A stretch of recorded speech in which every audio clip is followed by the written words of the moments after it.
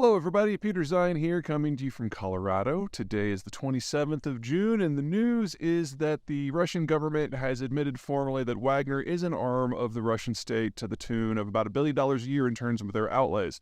Now, why is this important?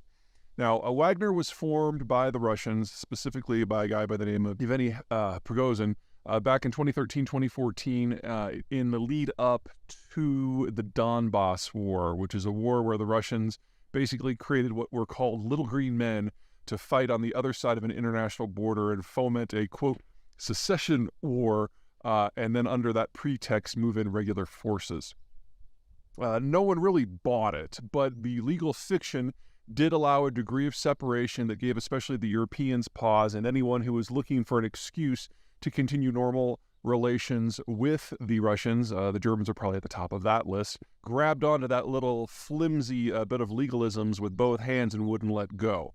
In the years since, Wagner has been used by the Russian state in any number of conflicts all over the world, most notably in the Middle East and Africa. And in those operations, because it has not been a state entity, it has gleefully engaged in a series of massacres that are really war crimes by almost any definition.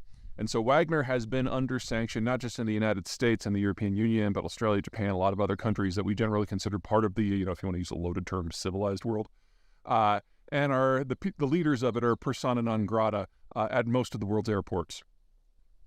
But as long as the Russians haven't claimed that Wagner is one of their own from a government point of view, that it's just a group of mercenaries, kind of like a Russian Blackwater, if you will, then that degree of legal separation allows Wagner to do what it wants. It might be under sanction, but it's not like it's under state sanction. Well, that changes today. Now that Vladimir Putin has said that Wagner is and always was part of the Russian state.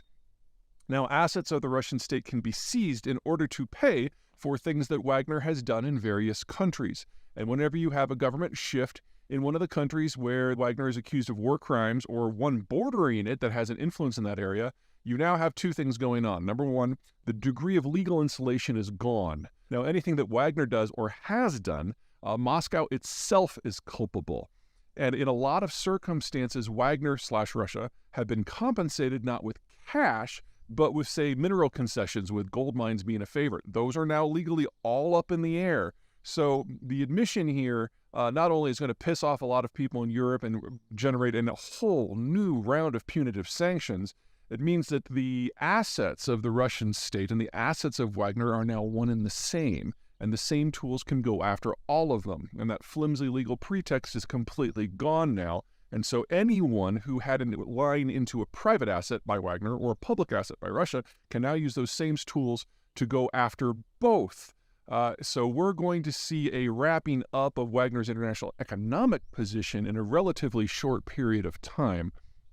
And it won't take much of a government shift in places where Wagner has been accused of war crimes. That includes Sudan and the Central African Republic and Syria and Libya, in order to see their military position wrapped up as well. And that, of course, assumes that nothing else goes wrong, and several other things are going wrong. So as you guys have obviously noticed, Wagner threw kind of a not coup over the weekend, and Wagner troops now have to pledge loyalty to the Russian state and hand over their heavy equipment to the Russian military.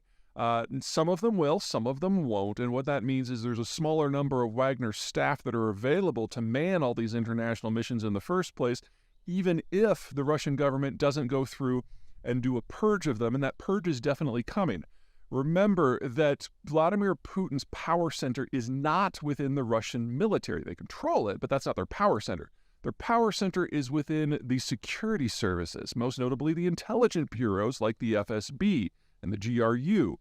And those institutions are very capable of doing a purge of personnel of people who are not physically in Russia. So we're going to be seeing a lot of that. So Wagner's capacity to function internationally is going to go down significantly.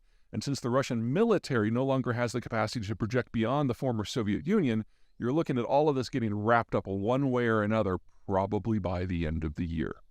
All right, that's it. Take care.